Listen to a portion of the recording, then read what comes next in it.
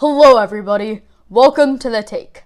I'm your host, Krishna Mano, and in today's episode, I will be interviewing the state representative for Michigan's 75th district and candidate in this year's midterm elections for the 30th state Senate district, David LaGrand.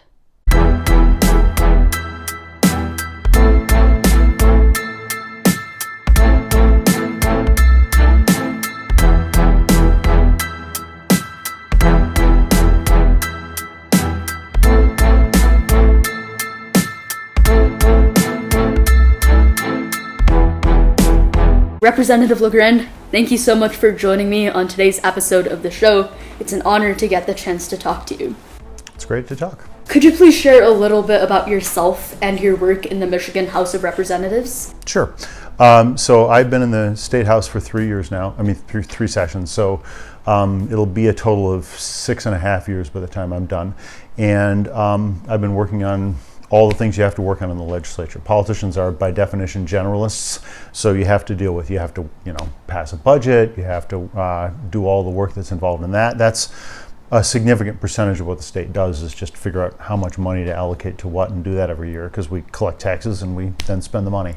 But then we also work on policy things, and those are essentially how we make laws and how we enact those laws in the state. And so my background, I was a prosecutor for 8 years and then went off and did work in the private as a private attorney. And so I know the legal system very well. And so that's an area that I focused on in the legislature. It's also been true that while I've been there have been some significant attacks on democracy. And so I've really been working on trying to keep the country together and trying to keep our state coherent and functioning as a working democracy. And although that may sound a little dramatic, it's real. So those are things that I've been working on a lot, and also trying to solve what I think is a long-standing problem, which is distrust of politicians. In the general population, there's a very high level of distrust of elected officials, and representative democracy, it doesn't work if you don't trust your representatives. So that's a foundational concern I have about our democracy, and I've been working on those issues too. Right, and like you said, there are many threats to American democracy, especially in recent times, and one of those are mass shootings. It's a problem that has resurfaced time and time again. Actually, we met for the first time in person at a protest, a demonstration after the Uvalde school shooting, and recently there was one at the July 4th parade in Highland Park in Chicago, which is not too far from Michigan. Are there any steps being taken right now in the Michigan House of Representatives in response to the bipartisan Safer Communities Act that was recently passed by the U.S. Congress? And could you please explain the act that was passed by the U.S. Congress? Sure. So from my perspective, what Congress did was good, but certainly not sufficient to deal with the scope of the problem. There are some restrictions on gun dealers. There are some enhanced requirements for people under 21 for background searches, background checks, and then there are some tightening up on people who've committed domestic violence and their access to handguns. All of those are good. I don't think they really address the foundational problems nearly as much as we can and should. The media really likes to talk about mass shootings, and I suppose there are a number of reasons for those. One is that focal points really work well for media, and so if you look at, for example, the issue of job creation, if a factory comes into town and creates 100 jobs, it gets a lot of media attention. If 100 small businesses opened and they each employed 2 people, they would have created more jobs, but there's never media coverage of that because the events are too small. So mass shootings are a tailor-made topic for the media because more than one person got killed.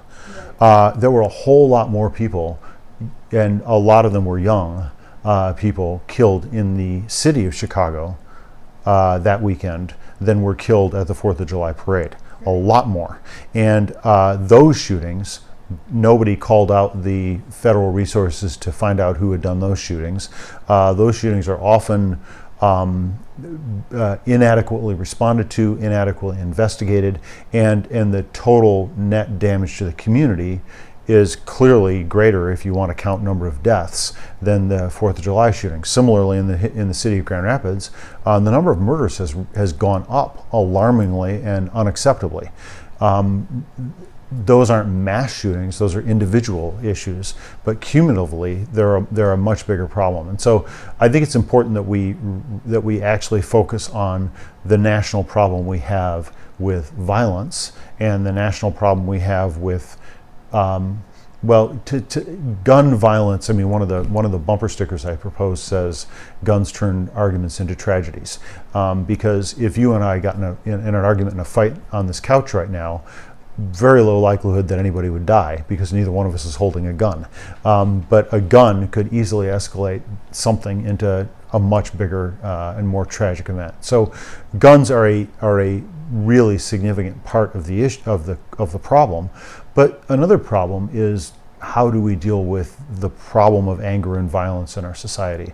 And in a society where we often reward violence and where we often glorify conflict, you're talking about much bigger cultural issues. And cultural change is hard and slow, and cultural change is not something politicians do. So I think that it's really important that we have a community conversation around all those sorts of things. So I think that one of the things that makes me sad is the receding of an effective peace movement in America since the 60s. I think that we have to really start talking again about peace as an active verb, not a passive verb. Peace is something you have to work at, and peace is something you have to model, and you have to work towards, and not something that is just the absence of conflict. Because real peacemaking is much harder than that, and it's a big priority for me, and really that's been part of my life work. Part of my life work has been trying to foster adoption of a movement called restorative justice, and restorative justice is about healing harms and working towards peace, and not about finding people to punish. And a society that finds people to punish and then punishes them is still in that sort of conflict-based mode of communication, which I don't think makes for the best society. Right. And has the state legislature taken on any new gun reform bills apart from the federal act that's specific to Michigan? Sure. Well, when you say taken on, any legislator can introduce bills. So you could say taken on. I mean, legislators often will say, I introduced a bill to do X, Y, or Z. Whether that bill has any likelihood of getting passed is another issue. And so I do not think that there's a very high likelihood right now that any gun control or any improvement in the gun dynamic in Michigan will pass the legislature. And that's, again, a cultural thing. And that's a reflection of who we are as a community, which is to say, some people see a need to have more restrictions on guns, but a lot of people don't. And if we can't have a conversation where we achieve some kind of cultural consensus on this, I'm not sure how much more movement we can have. Mm-hmm. And touching back on something you said earlier about bumper stickers, how exactly could bumper stickers, something that seems so simple to society, how could they help fight against gun violence and domestic violence in general? Well, I think that bumper stickers are a good way to crystallize your position. I think that peace symbols tell you, oh, look, there's a person who values peace. There are other people in the community, and it makes you think about peace for a minute. I think that, again, this is very academic, but Aristotle, thousands of years ago, said that virtues, good things, are habits. So, like, none of us expect that we're going to get ripped if we never exercise. We all know that a strong body comes from exercising your body. I think that exercising morality makes us better people. We're not automatically good people or bad people. And I think that we don't, as a community, have a very many conversations around that. We sort of act as though there are good people and there are bad people. Well, imagine if we thought that about people being in shape, like there are people who are in shape magically and there are people who are out of shape magically. I mean, nobody takes that approach to our bodies. There's no reason we should take that approach to our ethics, but we don't talk about that very much. But I do think that when I see bumper stickers, they make me think, and they make me think about something for a second. And I think that it sounds modest, but if I saw a bumper sticker that says, calm down, don't be mad at me for driving this speed, I would be less likely to engage in road rage. I mean, there's a reason people put those bumper stickers on their cars, right? Now, is it going to solve all the world's problems? There's always a danger when you're having public policy discussions to think, where's the silver bullet? Where's the magic thing? Where's the light switch that will turn this issue from an on to an off or an off to an on? And unfortunately, there's always a tendency for politicians to want to overpromise, to say, we can do X and then it'll all be better. And unfortunately, complex problems and deep-seated cultural assumptions don't change that easily. So there is no easy answer to this. There are ways we can start. And so I think we have to focus on the ways to start and not ever kid ourselves that it's going to be quick or easy. Right, and bumper stickers in and of themselves are a peaceful way to show your own emotions, exactly, rather than being like an angry mob with pitchforks. Well, yeah, and your bumper stickers could be angry, right? If you had a bumper sticker that said, "Let's go Brandon," that's expressing rage and anger. If you had a bumper sticker that says, "Visualize world peace," that's not expressing rage and anger. Right. So it depends on what your bumper sticker says, right? Yeah. But modeling a world in which we love, include, and accept each other is how I want to live my life and how I think we all should try to live our lives.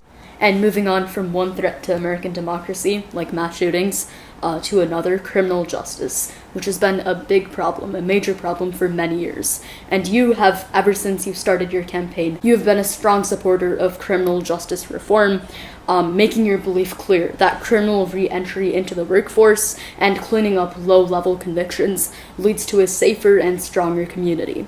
And you're currently working on bond reform legislation to achieve this goal. How exactly would your bill set up an effective system to make our communities safer and more welcoming?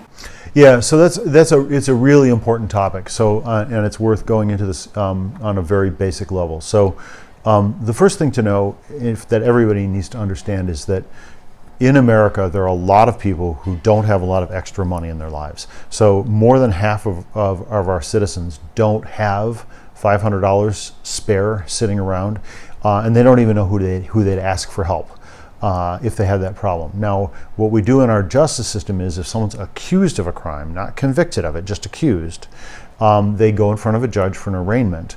And often then those people are required, in order to go home, they're required to come up with a certain amount of cash. Now, if half of our country doesn't have $500 and you required a $500 bond to go home, that means half of our country then wouldn't go home under those circumstances. Now, if people don't go home, we already know they don't have a lot of money. So the odds are very good that they're going to be in a job where they get fired if they don't show up the next day. And so then they lose their job. They already don't have a lot of money. The odds are pretty good they're going to lose their housing. Now, think about who that's already hurt, not just them, but if it hurts their employer, because their employer then has to find a new employee.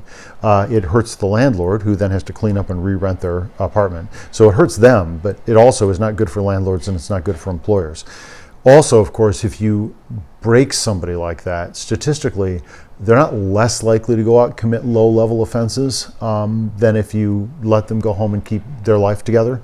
So, ironically enough, low-level bonds pretty clearly actually make our community less safe, not more safe, and are very expensive for us, because all the rest of us have to pick up the pieces. So we have to deal with the collateral consequences of someone losing their house and losing their jobs, and maybe having their kids getting involved with child protective services. And all that stuff gets funded by all those services that we provide after so we sort of cause a problem, which then the taxpayers have to clean up afterwards. And of course it costs about $100 a day to keep somebody lodged in jail. So we've got tens of thousands of people every year who we use a wealth test rather than a danger test to incarcerate.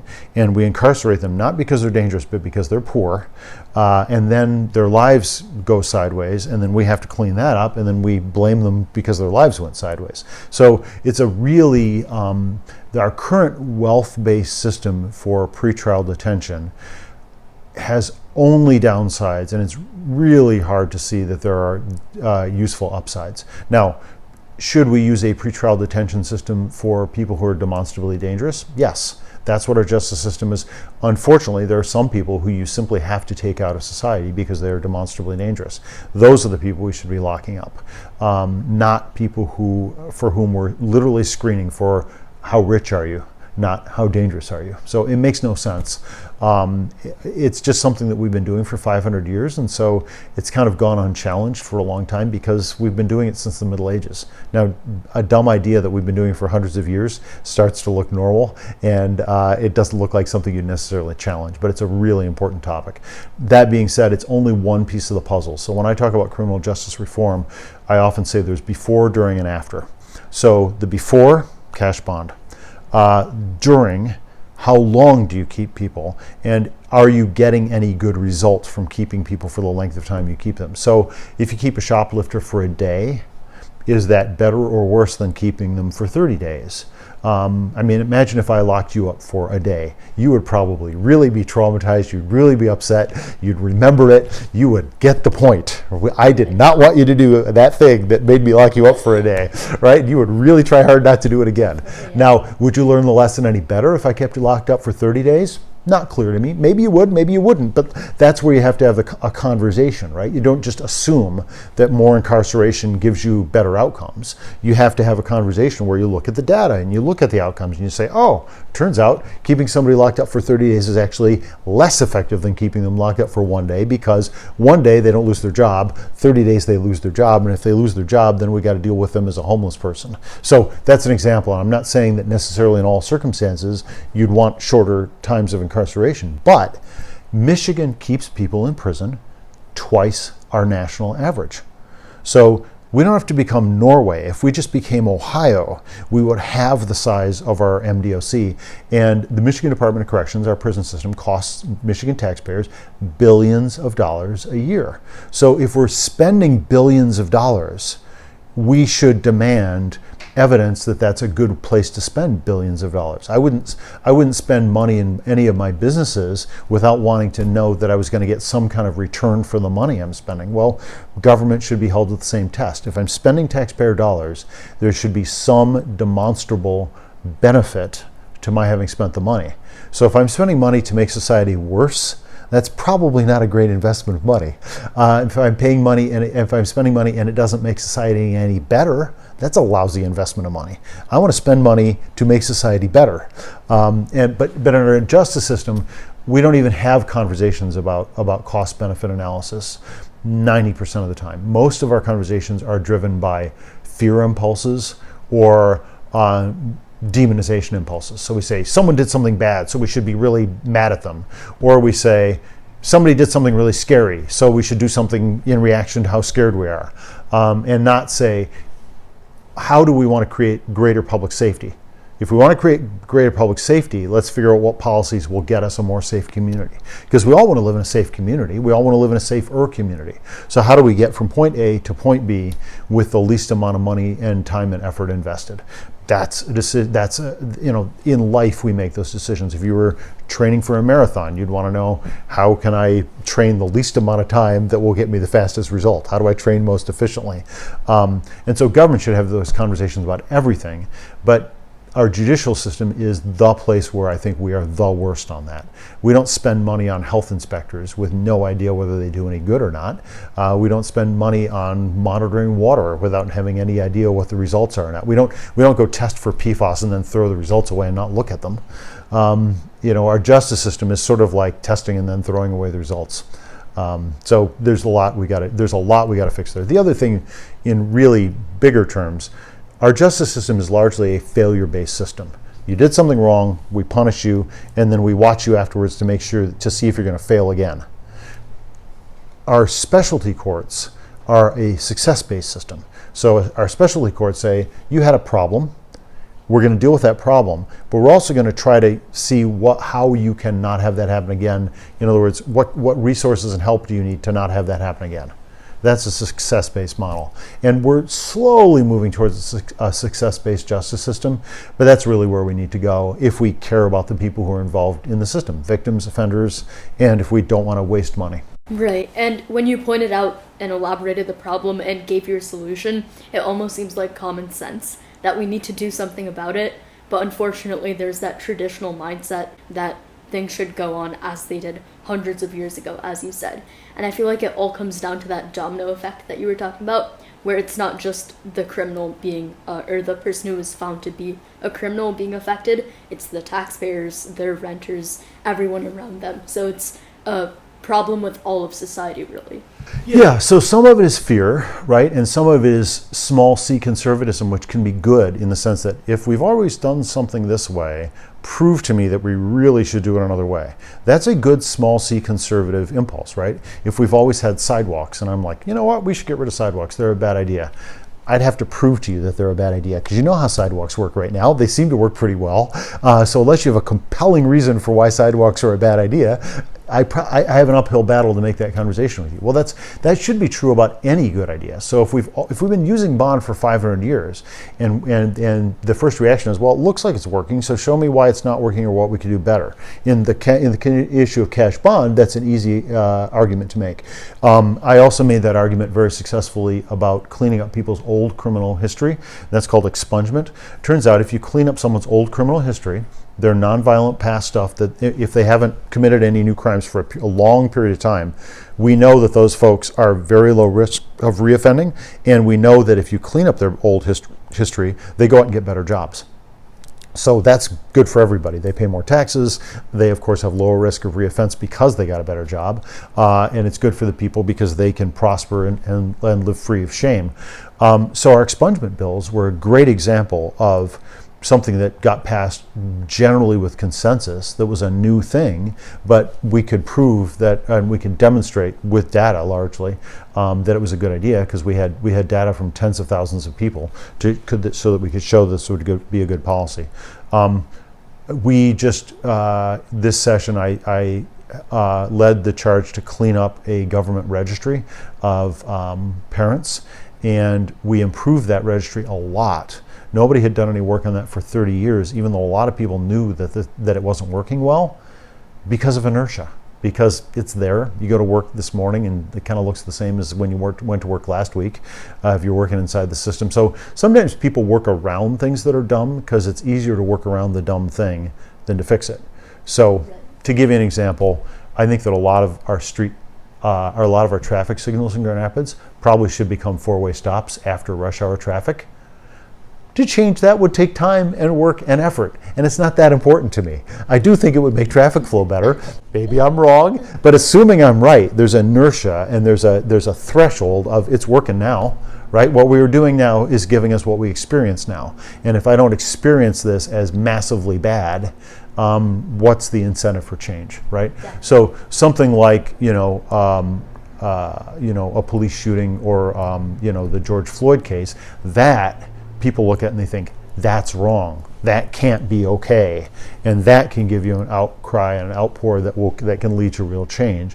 But the low-level things we all put up with can sometimes be really bad, but because we put up with them for decades or hundreds of years, we just think, well, okay, the world as it is right now I can manage, so prove to me that the world as we live in right now isn't okay enough that I should just keep going with the way it is. Right, and all of these problems, the ones we've discussed before, and even this, come down to having those conversations with people from the other side, other members of the society, and helping them understand your point of view and listening to what they have to say.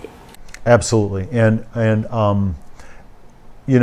to the extent that we even have other sides, we've got a problem, right? So there's a really good book called The Three Languages of Politics, and the author says that most people in political tribes or groups or whatever tend to talk only to themselves, and they use language that's aimed only at their own groups. They don't really want to talk to other groups. They want to convince themselves that those other groups are wrong, and so they can feel good about themselves and justified and proud of themselves. And so we all have a tendency to self-justification. I mean, the human brain just works that way. We all think we're right in arguments. We all think that we were nice and the other person wasn't nice. We all think we're better drivers than we are. We all think we're better looking than we are. So the human brain tends to skew things. I mean, when you have bad luck, you think the world hates you, and when you have good luck, you think you deserve it. So the human brain warps. Yeah, our perception of things is always warped in favor of ourselves. And so egocentrism or selfishness or whatever you want to call it is a problem we all have to fight against. And the way to fight against it is to, again, train ourselves to think empathetically and to imagine being the other person, which takes practice. It gets easier with practice, but it takes practice, and it takes commitment, and it takes conviction. And you just have to remember that the world's better if you do that, and it's not better if you don't. Right. And another problem relating to political parties, and specifically elected leaders in those parties, are personal finances. And as an elected official, you have always pushed for restoring the people's faith in the government, especially as this faith decreases over time in the last couple of years. And you've done this mainly by fighting dark money and shady campaign donations. You have brought this to the House by introducing legislation that requires politicians to publicly share their monetary information. And you've voluntarily done this yourself by publishing your personal finances on your website. So why are so many other elected officials unwilling to publish their personal finances? Well, let me give you a positive answer to that. There are some people who probably have things that they literally want to hide because they're bad. But a lot of people, they have a status quo. They know what the status quo is. The status quo is they don't have to disclose anything. And I tend to trust my colleagues. Well, if I trust my colleagues and they trust me, then it's hard for them, it's easy to feel like because we all trust each other, what's the point? Why do we need to do this? And it's easy when you're in the Lansing environment to forget about voter distrust. And also, there's a long-standing effect, which is people tend to trust the politicians they know and not the politicians they don't know. So all the individual politicians are around people, even voters, who tend to trust them. My friends trust me. The people who support me definitely trust me. So it's easy to forget that there's an underlying level of distrust in the community. It's easy for politicians to go through their day and not experience that. The way that I really had success on this was I had this moment of clarity where I realized, financial disclosure is the one example of something where I could comply with a non-existent law. So you pointed out I've disclosed my finances for a number of years. I have. There's no requirement that I do, but I did it. Now, I couldn't, if I, for example, introduced a bill saying that the speed limit on the highway should be 80, not 70, I couldn't drive down the road at 80 miles an hour and when I get pulled over by a cop say, well, I introduced a bill to change it to 80, right? That wouldn't work. I have to comply with the laws as they are. But with financial disclosure, I think there should be a requirement that I disclose my finances. But whether there is a requirement or not, I can still disclose, right? That's a personal decision. And so I developed a form for financial disclosure, and I just started going around to my colleagues and I said, so here's this form for disclosing your finances. Here's mine, all filled out. It didn't take me long. It didn't hurt. And you can see, here's all my stuff. Now, here's a form. How about we go through it with you? What stocks do you own? Do you have rental properties? Do you get income? Who are you getting in? Are you getting a paycheck from the state of Michigan? Are you getting a paycheck from anybody else? Do you own any companies? And so, I have very complicated finances. I own a number of LLCs.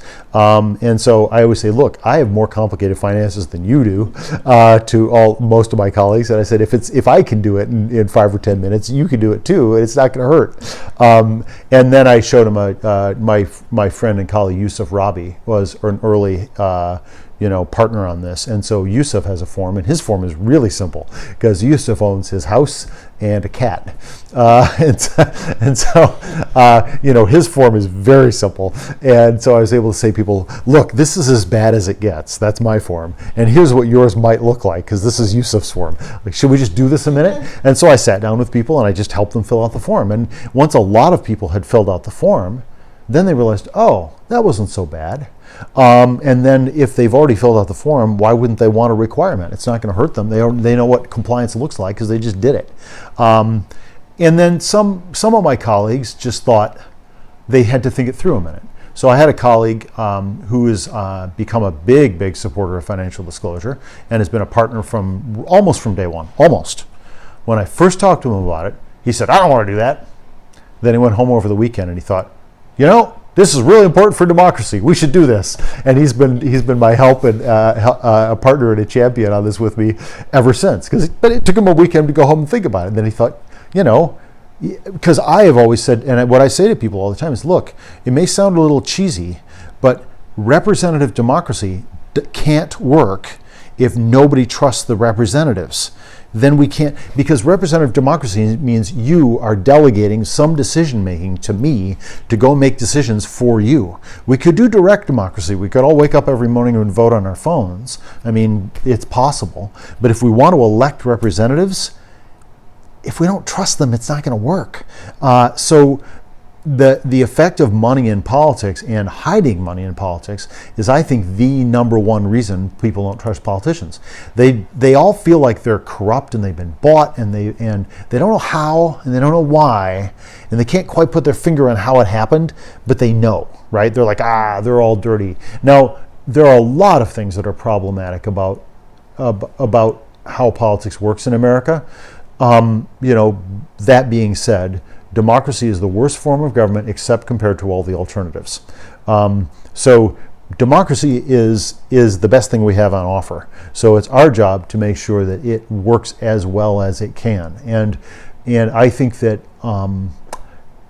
there are a number of reasons why democracy as we practice it is not as good as it could be.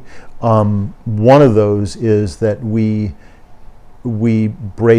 talk in terms of winning and losing too much. We don't talk about common good. We treat it as though it's two competitive teams, and one team wins and the other team loses. But look, you can see examples of that all over society, right? I just described a football game to you.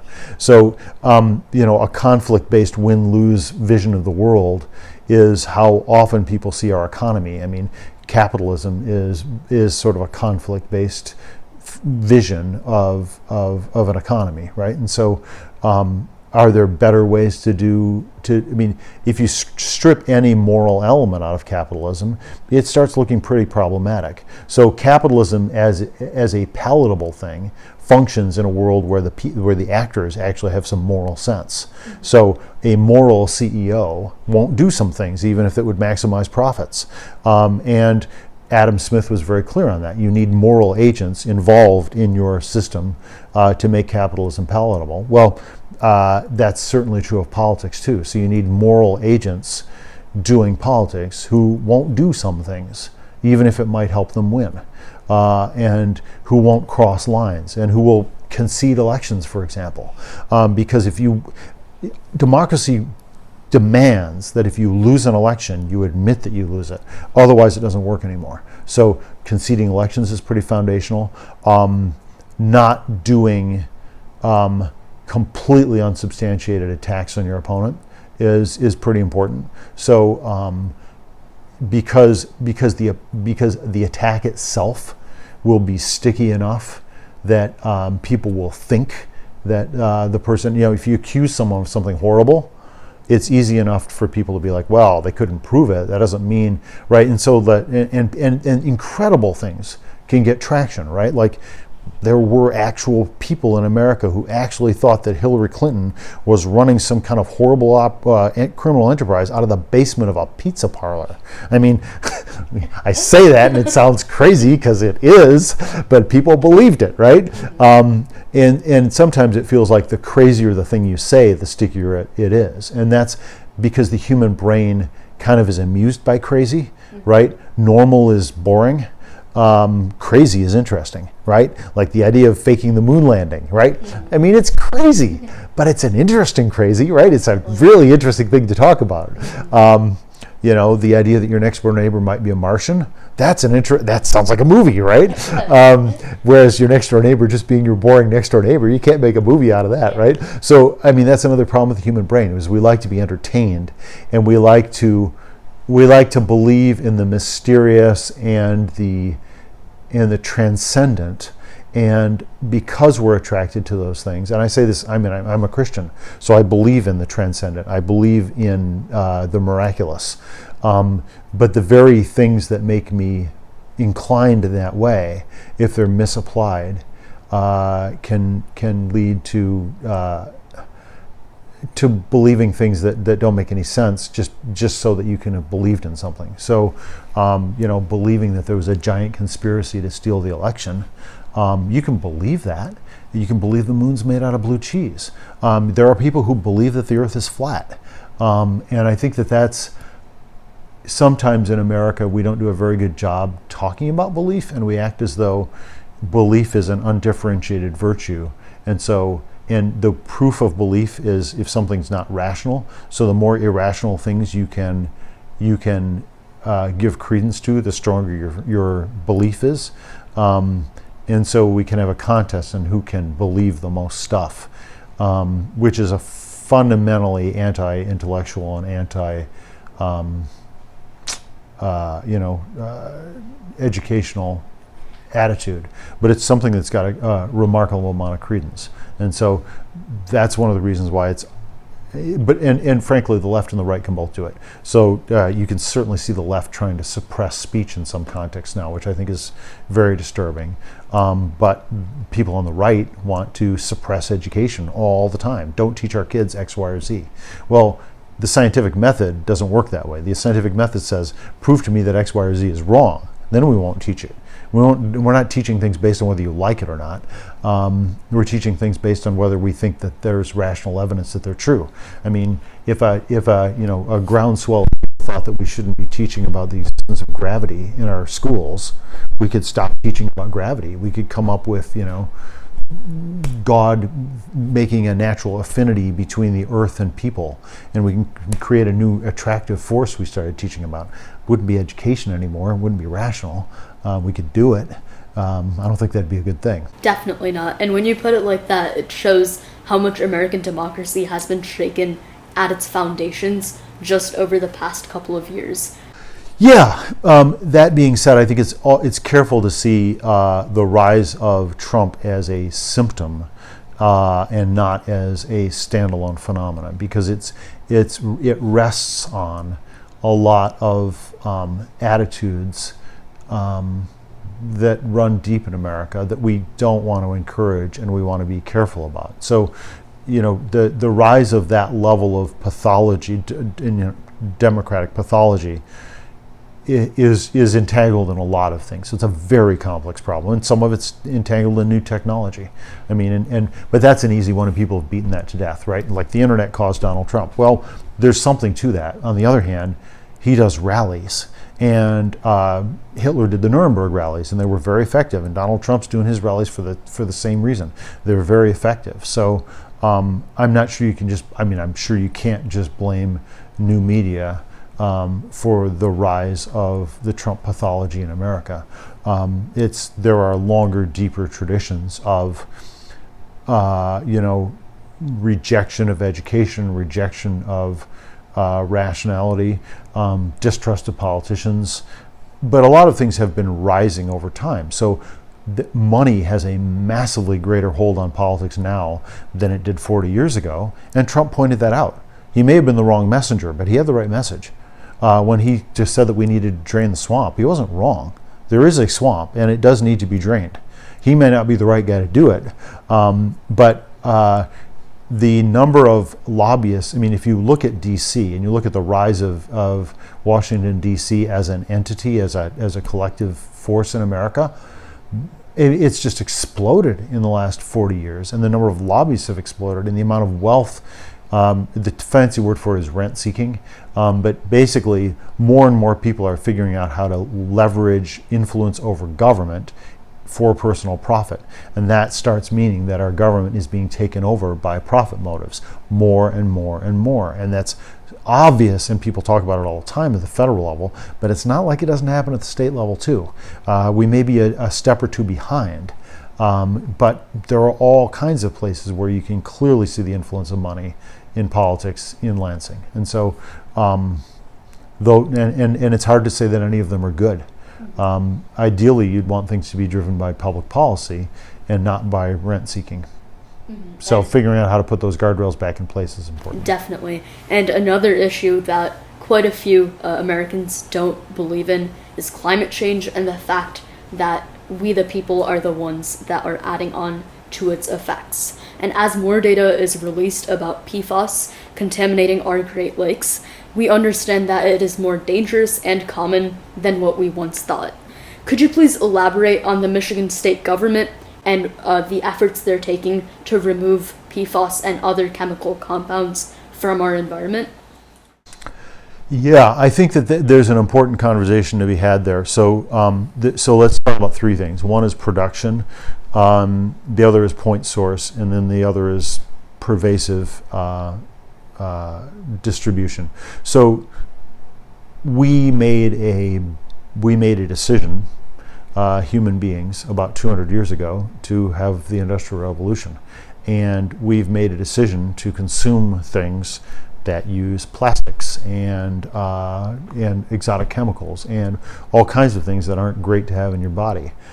Computers are full of them. Cars are full of them.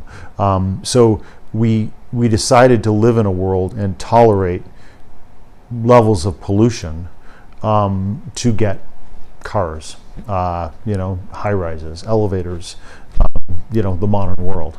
And so I don't think it's feasible to talk about eliminating virtually any source of pollution. So we could talk about getting rid of all the lead that's in the soil in the world or that's in paint in the world. It would just cost more than the gross domestic product of the planet to do it. So the intelligent conversation to have about lead is how to get lead levels below danger levels for the affected and at-risk groups. So similarly with PFAS, we could say, boy, I wish we'd never made that stuff. But that happened a long time ago, and it really got distributed broadly. So if you're talking about PFAS, there's two things you should say. One is stop making it, stop using it. And so it's still being used in firefighting foam sometimes, and airports still use it. So we should stop that right away. And I think there's general consensus on that. Then the next question is, are there places where the levels of it really spike? And there are. Rockford, for example, which is in the district I'm running for in state senate. And so when an unknown chemical, or a chemical we didn't know was as dangerous as we found out it is prevalent, as a community, we owe it to those who are affected by it to try to help them mitigate their exposure, and however that looks. And so, whether that's cleanup, whether it's filtering water, we sort of had we did all of these things in Flint over the lead crisis. But at the end of the day, you can't set your PFAS measuring levels so low that the conclusion you get is, we should drain the Great Lakes.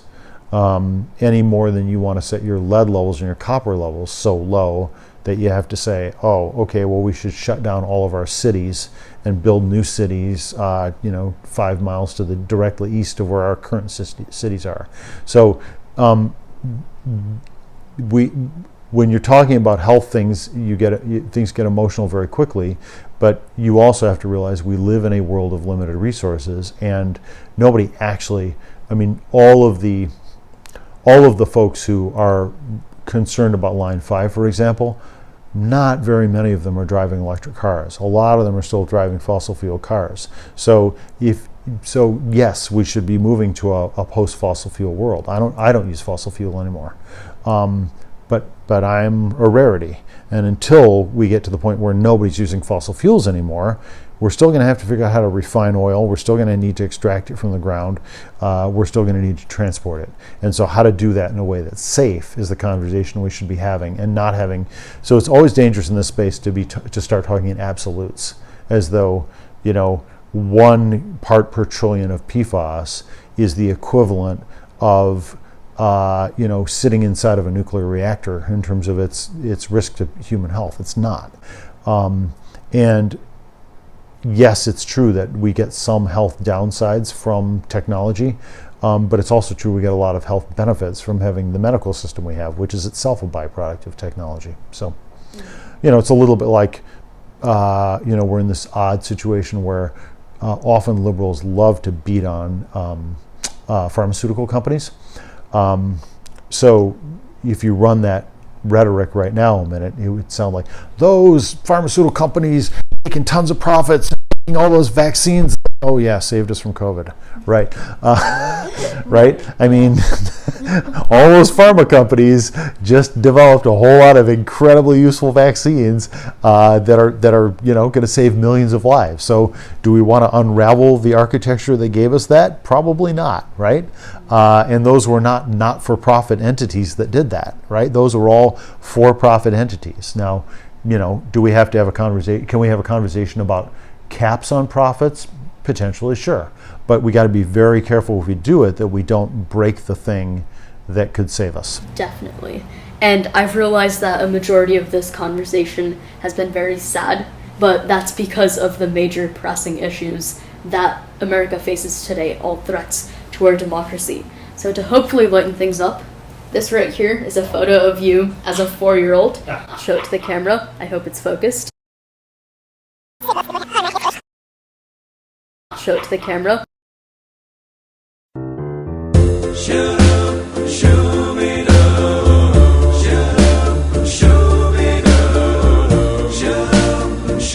I hope it's focused.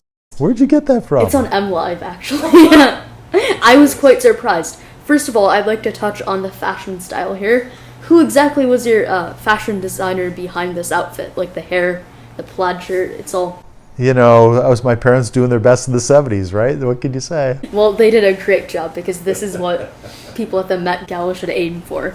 But specifically talking about not just this picture, but your life as a kid in general, was there any moment as a teenager, a young kid, or perhaps when you were looking thoughtfully into the distance in this picture, that you ever dreamed of becoming an elected official as you are now? I thought about it probably a fair amount when I was in high school, to be honest, looking back. And after that, I kind of put it in the back of my mind. And really for me, it wasn't until I was in my 30s that I felt like I had done enough things that someone, like, that I was worth, that people might see me as worth trusting to do public policy. I mean, if I had, when I was 22, said, hey, elect me, it would have felt, to me at least, it would have felt arrogant. I mean, what have I done? Why should you trust me? What do I know? I think it's important to have elected officials who have levels of expertise, also life experience. So yeah, I thought about it, but then I kind of put it out in the back of my mind for 20 years, roughly. While I went about my life, and then I realized, I've started some businesses, I've done some work in public safety, and I've been a member of the community a long time, and I've done some things in the community, and so maybe it's time. So I thought about it when I was a kid, but I very much put it in the back of my mind for a long time. Definitely, and you're an inspiration to kids like me who want to go into the legal field and hopefully politics. And to end things off, you are a candidate in this year's midterm elections for the 30th Senate District seat. You've already been largely successful as a representative, but what more do you believe you could do as a state senator? Boy, there's always so much more to do. There are a lot of environmental projects that I'd like to take on. There's a lot to do in the educational field to get better at curriculum. We do a lot of testing. We don't do a lot of good curriculum conversations. there's a lot to be done in terms of making our mental health system better in the state. I think that's a very pressing issue. And of course, I want to keep working on my justice things. I think that our mass incarceration is a continuing problem in America. I think there's a lot of exciting and positive conversations we could have about improving our policing practices. So that's something I'm really looking forward to. And I haven't finished my crusade on cash bond, and so I hope to be able to work on that. But I'll tell you, for me, politics is not a problem of not having enough ideas. It's not having enough time to work on all the things I want to work on. I have too many things I want to work on. Definitely. Thank you so much, Representative LaGrand, for joining me on today's episode of the show. And it was an honor to talk to you, and I wish you the best of luck for your future endeavors. Thanks.